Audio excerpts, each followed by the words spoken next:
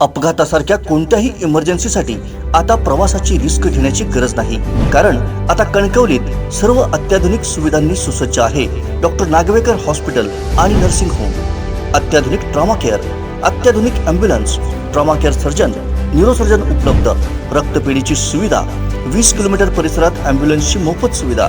Doctor Nagwekar hospital आणि nursing home 24/7 emergency service. Mobile 9852 108 108 आणि 8803 108 108। Konkan 7 live केवळ बातम्या न देता त्या पलीकडे जाऊन कायमच सामाजिक बांधिलकी जोपासते, याचाच प्रत्यय पुन्हा एकदा आलाय। कोकिळाबेन धीरूभाई अंबानी हॉस्पिटल अंधेरी मुंबई इथं सर्जरीसाठी दुर्मिळ अशा ओ निगेटिव्ह रक्तगटाच्या रक्ताची सावंतवाडी कोलगाव येथील स्टेपिंग स्टोन स्कूलचे संस्थापक रुजुल पाटणकर यांच्या 1.5 महिन्याच्या मुलाला आवश्यकता होती। या संदर्भातलं वृत्त कोकण 7 लाईव्हनं प्रसारित करताच तात्काळ मदत उपलब्ध झाली।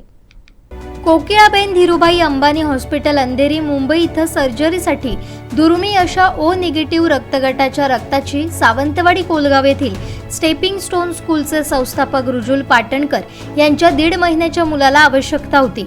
यासाठी लागणाऱ्या ओ निगेटिव्ह दुर्मिळ रक्तासाठी कोकणचं नंबर 1 महाचॅनल कोकण 7 लाईव्ह आणि कोकण 7चे मुख्य संपादक सागर चव्हाण यांना संपर्क केला होता। सिंधुदुर्ग लाईव्ह अर्थात कोकण 7 लाईव्हचं डिजिटल मीडियाचं गल्लीपासून ते दिल्लीपर्यंत मोठं नेटवर्क असल्यामुळे याबाबतची बातमी करून दात्यांना आवाहन केलं होतं। क्षणार्धार्थ ही बातमी वाऱ्यासारखी सगळीकडे पसरली।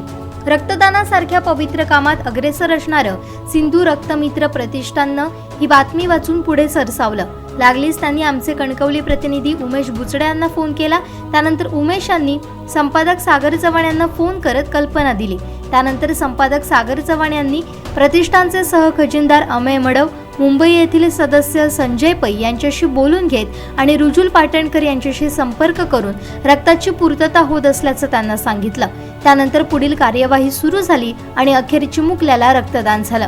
सिंधू रक्तमित्र प्रतिष्ठानचे सदस्य हिमांशु कासले यांनी कोकिळाबेन धीरूभाई अंबानी हॉस्पिटल रक्तपेढी अंधेरी मुंबई इथं दुर्मिळ रक्तगटाचं अमूल्य असं रक्तदान केलं। त्यांचं आजचं हे 11वं रक्तदान आहे। यापूर्वीही त्यांनी तात्काळ रक्तदान केलं। यातून पुन्हा एकदा सिंधुदुर्ग लाईव्ह अर्थात आताच्या कोकण 7 लाईव्हनं बातम्यांच्या पलीकडे जाऊन आपली सामाजिक बांधिलकी जोपासली। आमचे दिवसभरातले सर्व अपडेट्स, ताज्या घडामोडी आणि थेट लाईव्ह पाहण्यासाठी सबस्क्राईब करा, लाईक करा कोकणचं नंबर 1 महाचॅनल कोकण 7 लाईव्हचं YouTube चॅनल।